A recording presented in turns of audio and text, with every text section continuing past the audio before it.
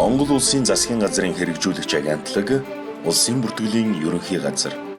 Улсын бүртгэлийн байгууллага 2023 оны 3 дугаар сарын 1-ний өдрөөс үндэсний энгийн цахим гадаад паспортын захиалга авч эхэлсэн.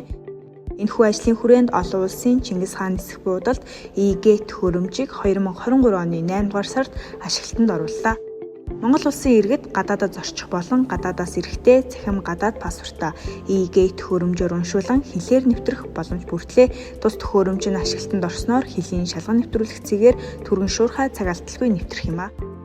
Монгол улсын засгийн газраас цахим үндэстэн болох бодлогын хүрээнд олон цахимжуулалтын ажлуудыг хийж байна.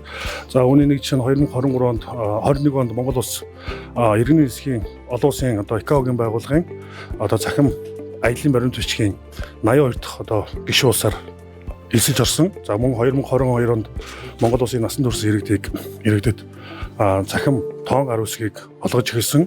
За 2023 оны 3 сарын 15-ны өдрөөс эхлүүлээд цахим чиптэй гадаад үндэсний гадаад энгийн гадаад паспортыг олгож эхэлсэн бол за өнөөдөр орчин үеийн олон улсын стандарт чартад нийцсэн ийм цахим гарцыг нээж байна.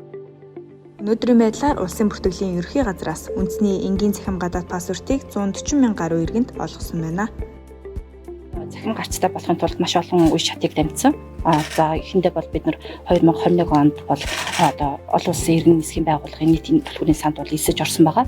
За энд нийтийн төлбөрийн санд элсэж орсноор бол бид нар мэдээж олон улсад төлөөлж зөвшөөрөгдсөн цахим гадаад паспорттай болох эхлэл бол тавигдсан байгаа.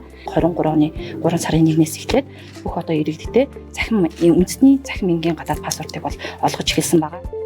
Энэхүү үйл явдал нь Монгол улсдаа хамгийн анхны цахим гарцыг ашиглалтанд оруулж байгаагаараа онцлогтой юм.